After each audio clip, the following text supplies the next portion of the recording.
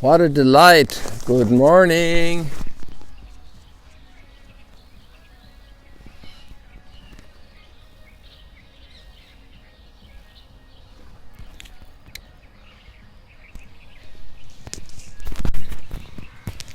Good morning. Welcome to Sunrise Stroll and Chat. A wonderful red sun.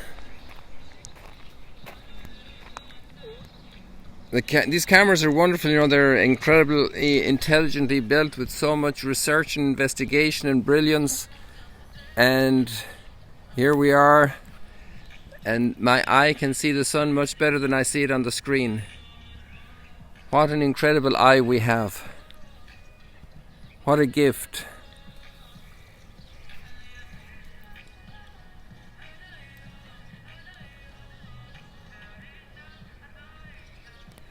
We have some people here partying already. It's going to be a long weekend. They have their music on full blast at 5:30 in the morning. God bless them. Maybe they heard me, they just turned it off, but it's probably going to be turned on again in a moment. So here we are with the beautiful sunrise in Magdala at the Sea of Galilee for our stroll and chat and share this morning. Oh, there's a white crane just beneath us here in the weeds. Let's see if we can do this. Well, first of all, I'm going to bring this down a little here so the movements don't get too rocky. It's interesting, isn't it? When you have the bigger perspective, things are much smoother.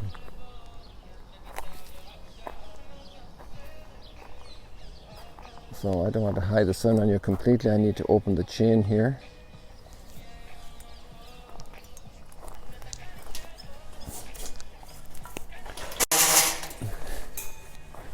There we go.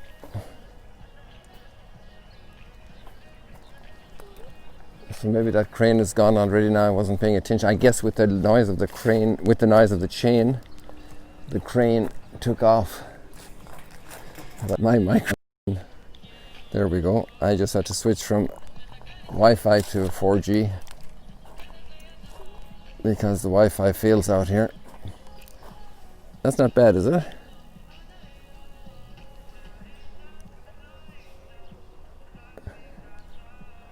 Soaking up the beauty here this morning. Okay, I'm going to move another little bit here. I got an idea. You've been there before.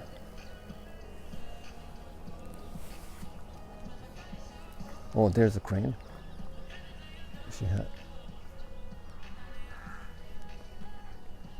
Hey, let's go after this crane for a second and see if we can get close.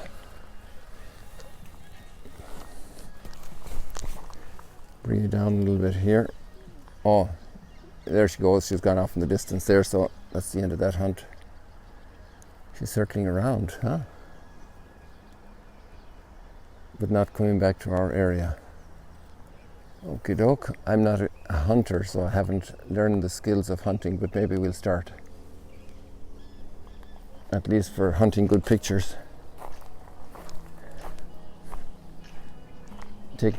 Shooting pictures is easier than shooting guns on the ears.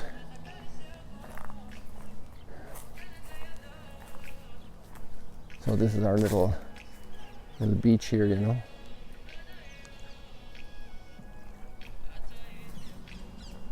So why don't we stroll down here?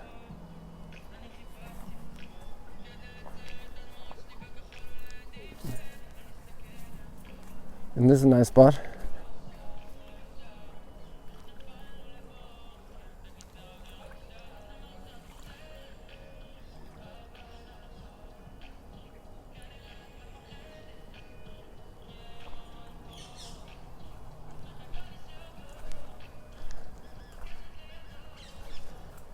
So there we are now, down low. The water is so still and so calm.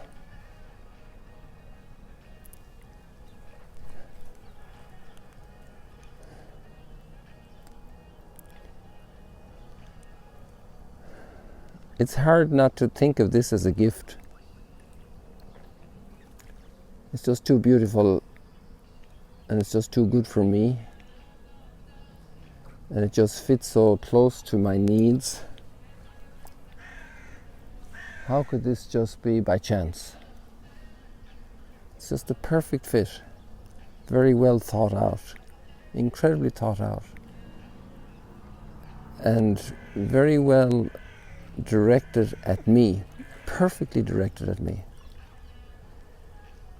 So if this is perfectly directed at me,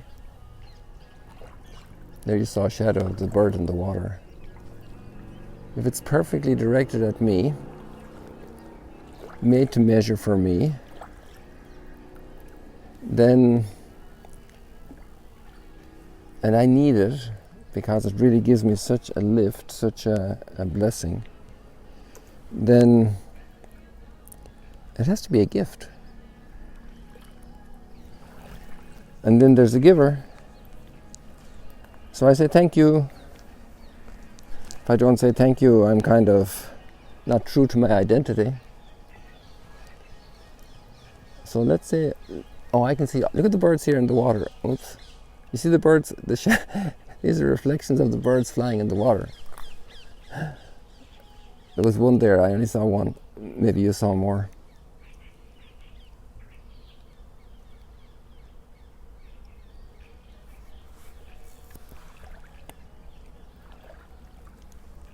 So then, if there's a gift for me in the morning, all wrapped up, and all then opened up for me, then I'm loved. Somebody loves me. Somebody loves me. Haha. That's a bird very close by. So somebody loves me. And if somebody loves me, I'm loved. And no matter what this yesterday was like, I'm loved this morning. Somebody loves me this morning. And this somebody is actually able to create the sun.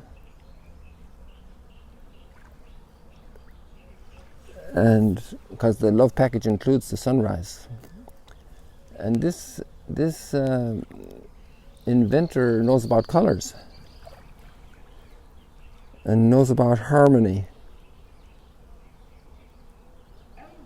and also equipped me with eyes in order to be able to capture it and see it better than this camera. Isn't that amazing?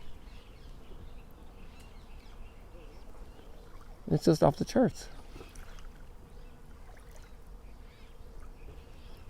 And I can even hear birds, and they're delightful. And that means I got ears that work. Maybe I got a hearing aid. Maybe I got what do you call these things? Earbuds. This is amazing. This is an incredible gift.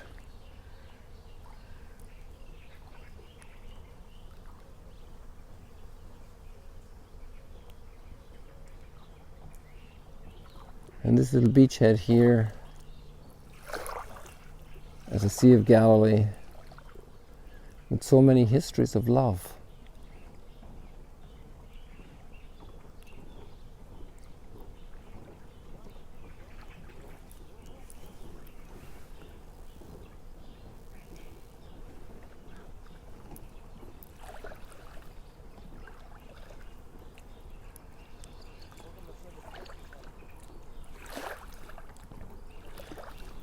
How good it is to be here.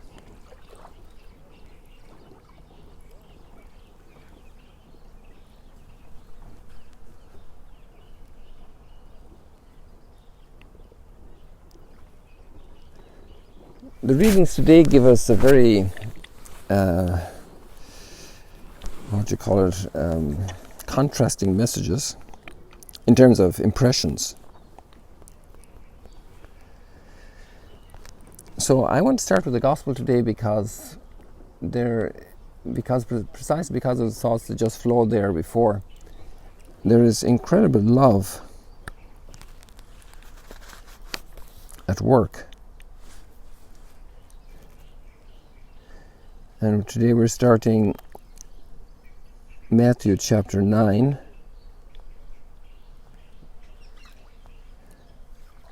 The first verses. I actually already posted that here in this post.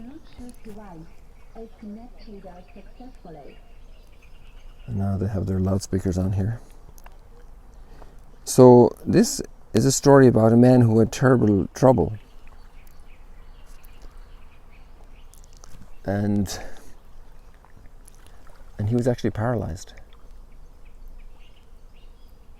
How long he was paralyzed, who knows? It doesn't say. And he was lying on a stretcher.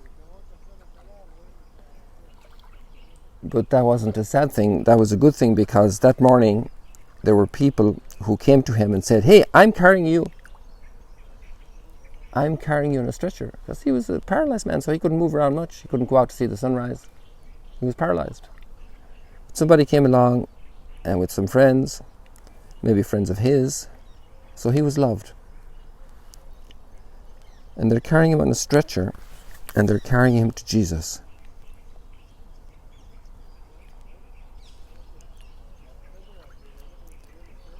It says, after entering a boat, Jesus made the crossing. So here we are in the Sea of Galilee, someplace in the Sea of Galilee. He entered a boat at some shore. This pier wasn't built at that time, so it wasn't here, on that pier.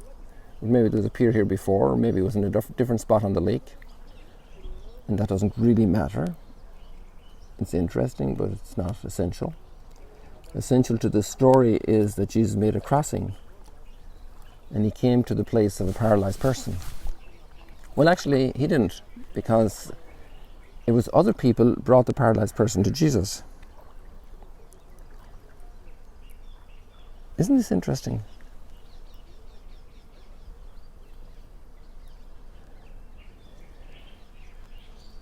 And when Jesus saw their faith, he said to the paralytic, "Courage, child, your sins are forgiven." Now there's a whole paragraph here, a little piece I'm going to skip for a moment. So he said, "Rise and walk. Rise, pick up your stretcher and go home." And he rose and went home. Now this means paralyzed people can get cured.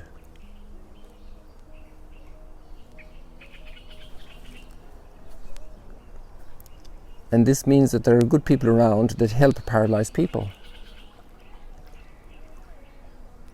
and assist them and carry them.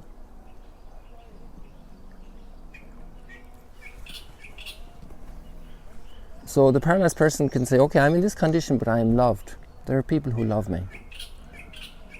I am loved."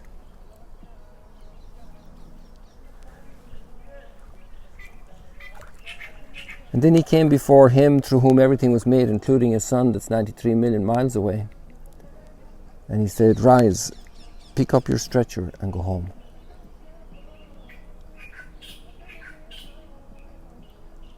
Go to the comfort of your home. Go to the place where you are at home.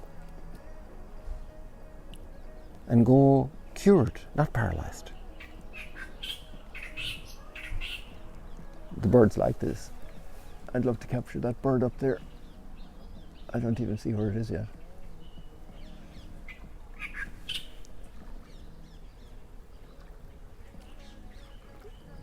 So that'll be a useless pursuit right now to try and find that bird. Unless it gets easier. Oh.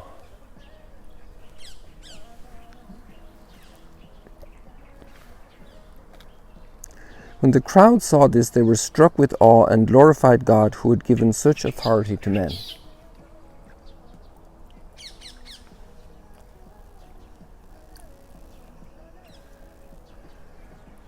You are loved this morning.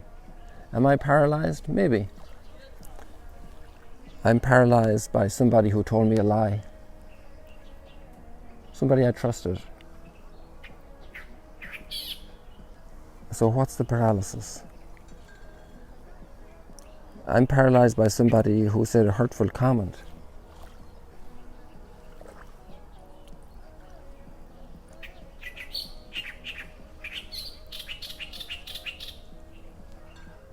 and I'm in a bad mood. I'm paralyzed.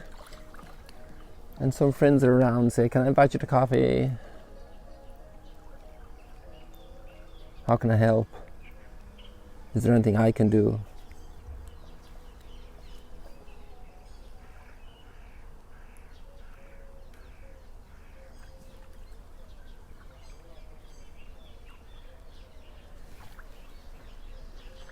Rise, pick up your stretcher and go home.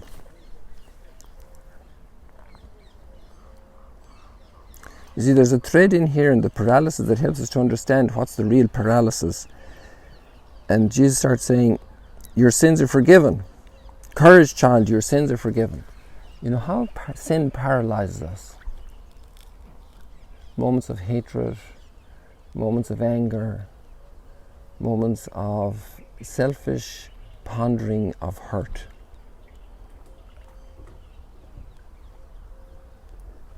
And the hurt might never have been intended. It might have just been perceived that it was hurt. Like it was never intended as an evil deed. It was just something that was circumstances completely out of control, completely even out of the control of the person who did something or said something that I perceived, I'm hurt, and they got me. They intended to hurt me. Well, hold on a moment.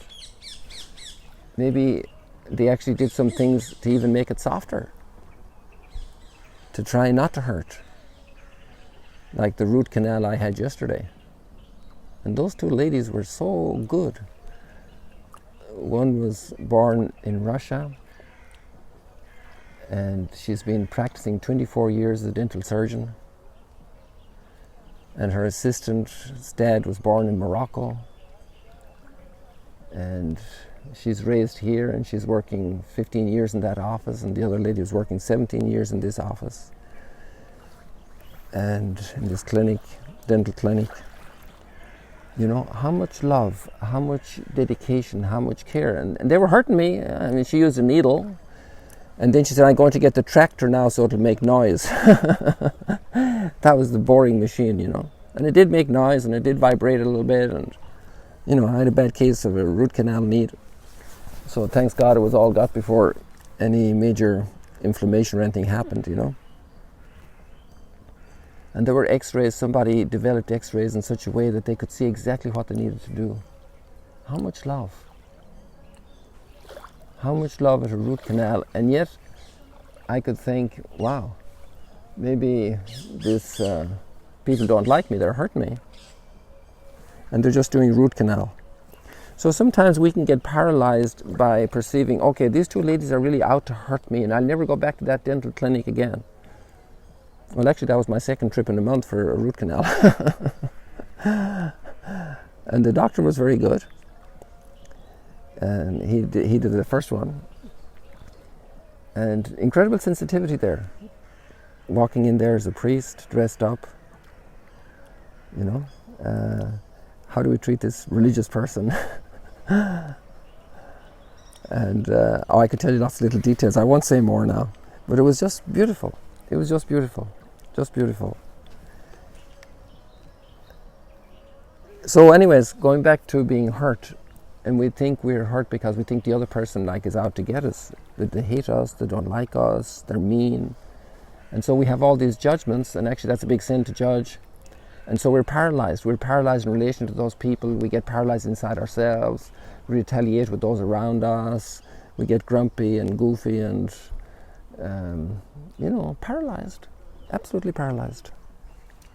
Who doesn't need to get deparalyzed? Who doesn't need to become capable again? To be able to fly again like the birds. To be able to sing again like the birds. To be able to go out and raise young again like the birds.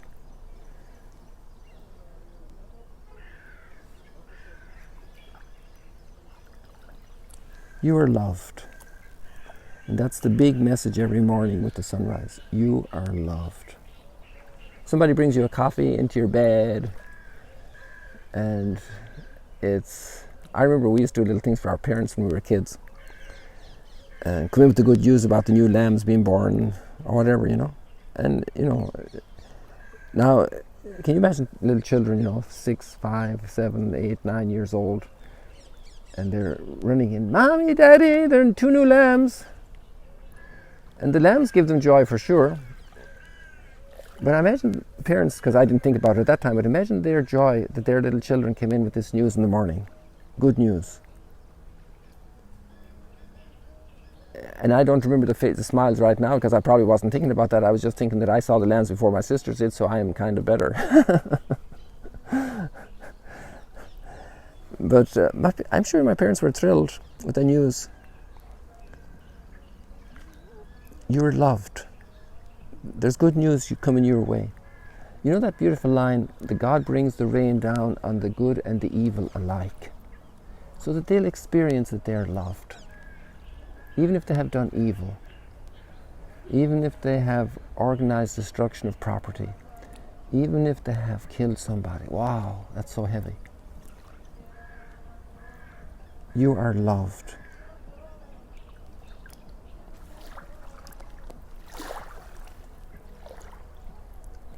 We need these waters to wash over us, these waters of love, to wash over us, to clean our shores, to clean our heart.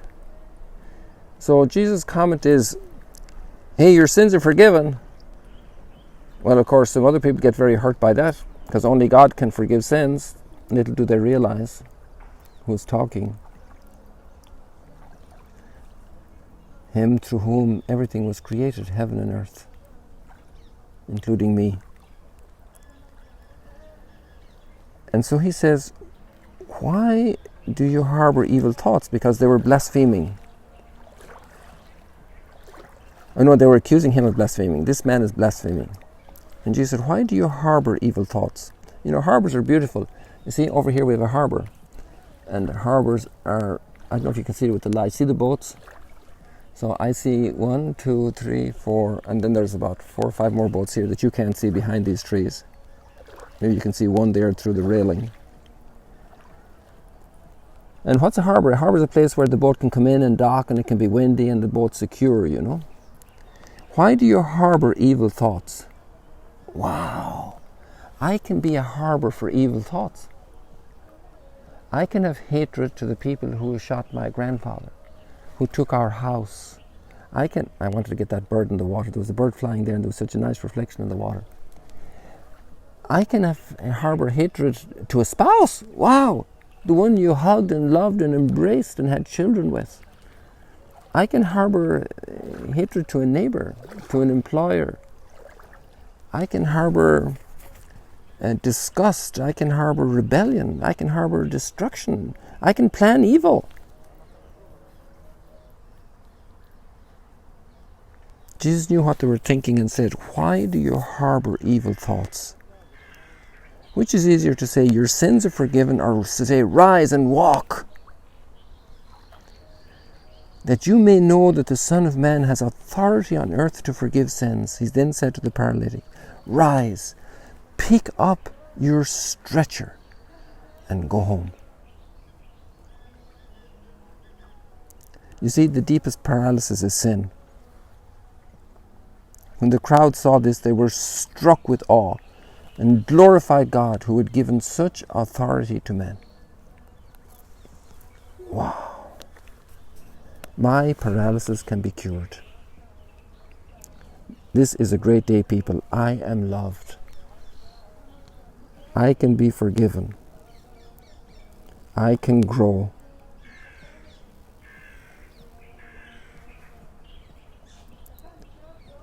I can be new again. I have a new day. I can love again today. People, I think my time is up. That's going to happen one day as well. My time will be up. And we come before the Lord, our Maker. Lord, renew us, cure our paralysis. Our world needs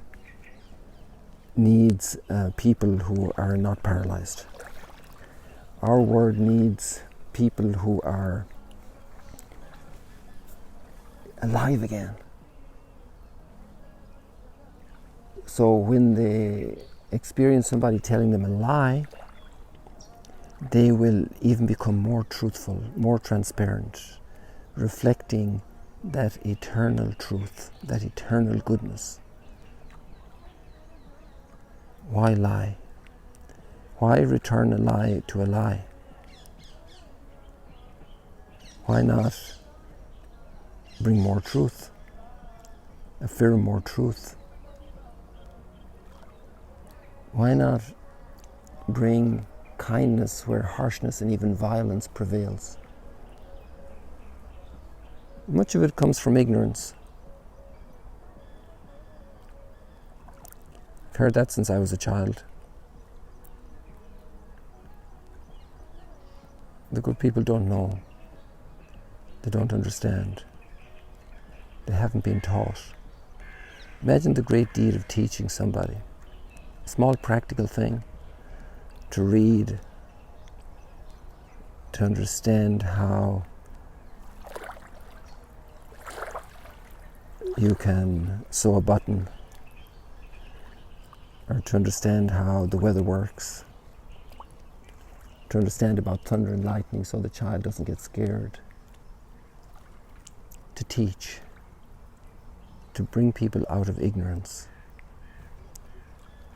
Amazing, amazing. So much goodness, so much kindness happening throughout the world despite all the bad news.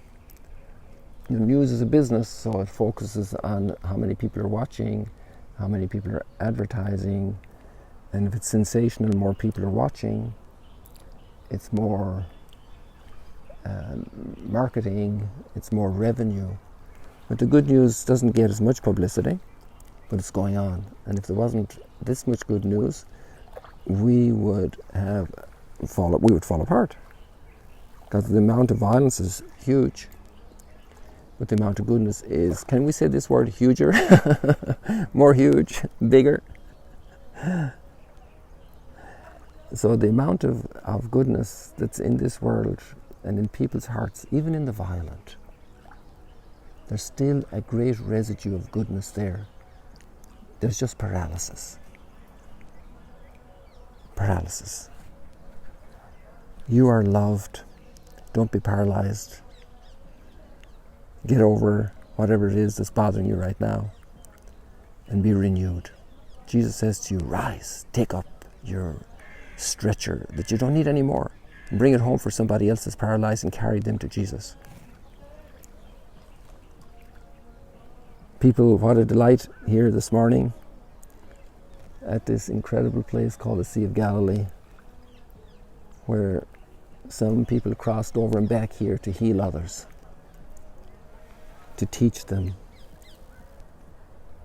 to show them you are loved. You are so loved. You are hugged and embraced, and you are given a big mission.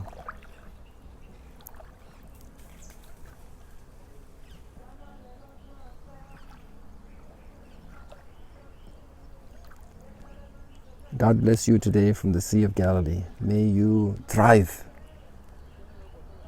and bring many blessings to others and many people to the source of healing. See you later, alligators.